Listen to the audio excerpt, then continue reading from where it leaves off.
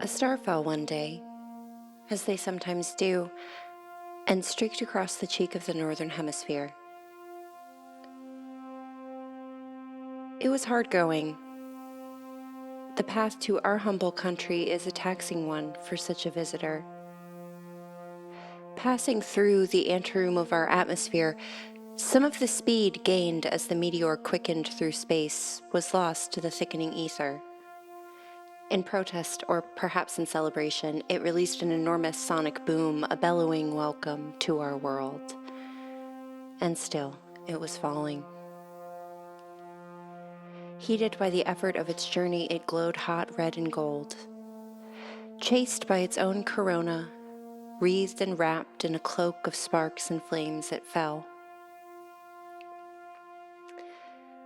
Within the crackling, wind-winnowed heart of the rock, small pockets of liquid sizzled to gases and slipped away into nothingness, as silently as mighty portions of the rock face, which tumbled also into the void. In the center of all of this catharsis, there was nothing. Nothing anywhere but the fruition of a long foretold going and the predestined way ahead. This visitor had hung for centuries in blank space, mute within its eons of silence, but for a moment, through its tantrum of extinction, it became something that we call a shooting star. And it was beautiful in the way that very few things are. A passionate traveler with no clear destination, ripping through endless space in its burning need to find the way forward. The unknown place ahead. The place which has been waiting forever, too, to receive this cry from outer space. A big book of histories could be conjured to justify this moment, tangles of infinite reference system and the interplays of thousands of thrumming fields. We could sit together and nod over the many places it had been and the various infinitesimal forces which had played and plied on its matter to force this current course. We could devolve our thoughts into a fabric of causalities, necessities, nests of probabilities and their gravitational fields, or one could simply say the truth, which is that this was meant to be. Fate had finally laid its hand over dumb matter and made it do something extraordinary. The delay was over. The time was now. The long promise of destiny was to be realized here, now, in the dead of an early Tuesday morning. The meteor burned and whistled and whickered joyously through the thickening air, and it knew nothing and everything. Around 2 o'clock in the morning, local time, the moment had ripened to its climax. The meteor bit hungrily into the good black earth with a mighty resonance and a plume of sighing steam.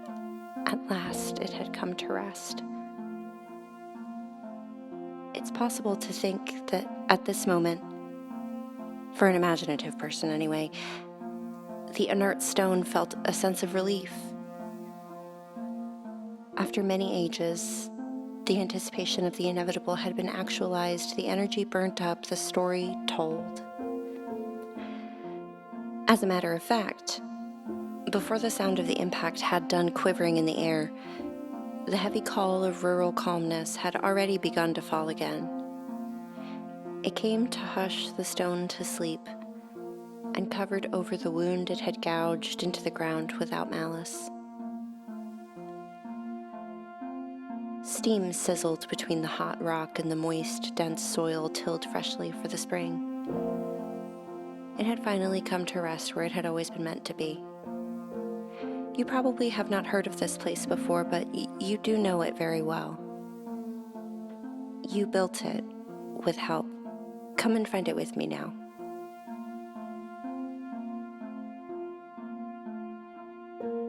Greentown can be envisioned as a little knot of streets and alleyways tucked into the elbow of a river, and all around it the mountain foothills rise.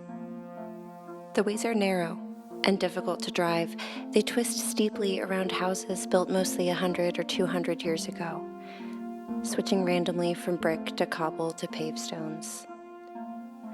The surrounding hills are partly steep grade and partly true cliff, keeping the city tidally bounded on every side but the river. On the riverside, the view opens up. The water is slow and wide here, tired from a long fury of its rapids down the mountainside.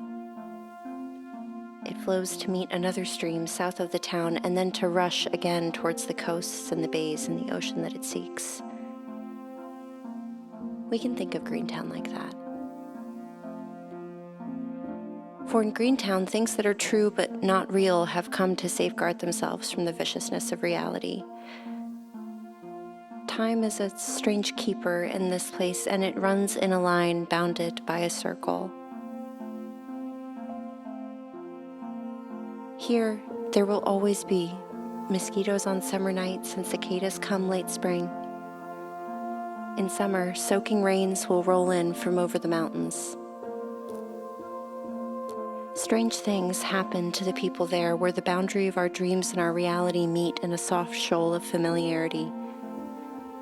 But they notice less than you would think. They are caught in the same seamlessness as the mountains and the river and the Meteor as it achieved its infinite destiny. In its narrow, oil-slicked streets, perhaps somewhere in the mortar of the many dry old bricks, there will be a place for our own strangled dreams to come to sleep and wait for us to find them.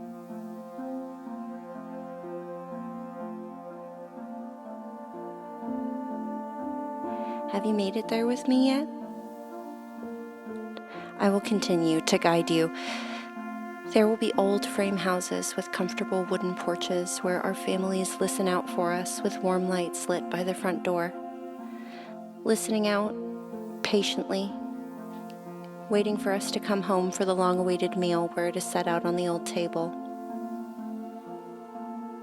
There's the kindest riverfront there, where once you whiled 100 afternoons in childish indolence. It is still there, even if your riverfront has gone, perhaps especially so. Because otherwise, where will these true things go when their times to exist elsewhere have gone away? There's a place for everything in nature. Nothing is ever really destroyed, and the boundary between fantastical and necessary is gauzier than we think.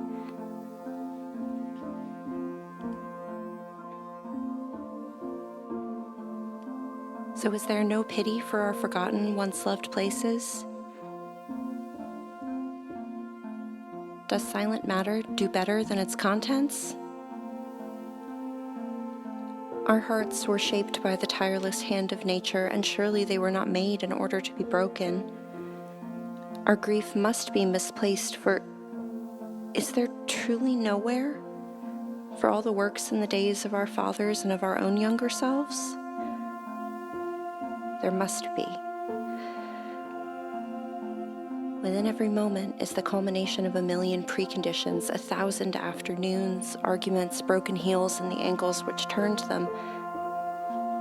Causes are laid out for us, from ages ago to yesterday, mythical ancient ones, just as much as the dreams of our very own mothers.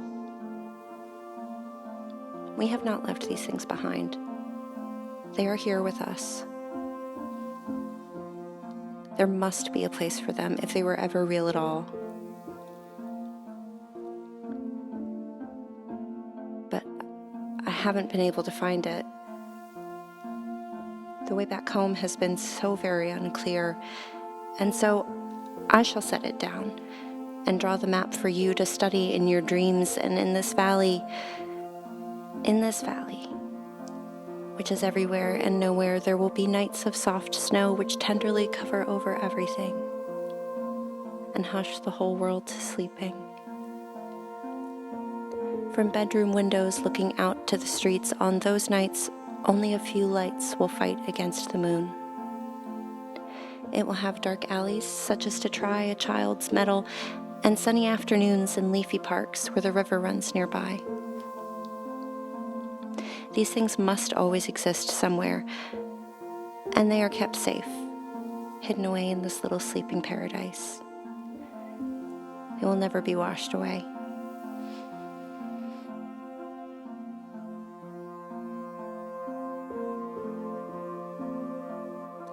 The water flows through it now and will forever, and for eternity rains will fall on the mossy rooftops there and strengthen the flow of the cold, clear river to a noisy rush. In Greentown there's a bridge, and across it, through the cleft of the hills, is good land, soft and thickly grassed over, nurtured by the morning fogs of such valleys. It waits there forever, patient for the touch of the anticipated hand and the impact of the eternal meteorite. It hangs with the town suspended in a place like the river, slow and calm. It waits for you to come and walk there among the soft and sorrowing trees. An accurate history of a fictional truth, painstaking in some places and glancing in others, is all that could be desired of such a humble historian. Let us go forth and meet the people of this waiting town.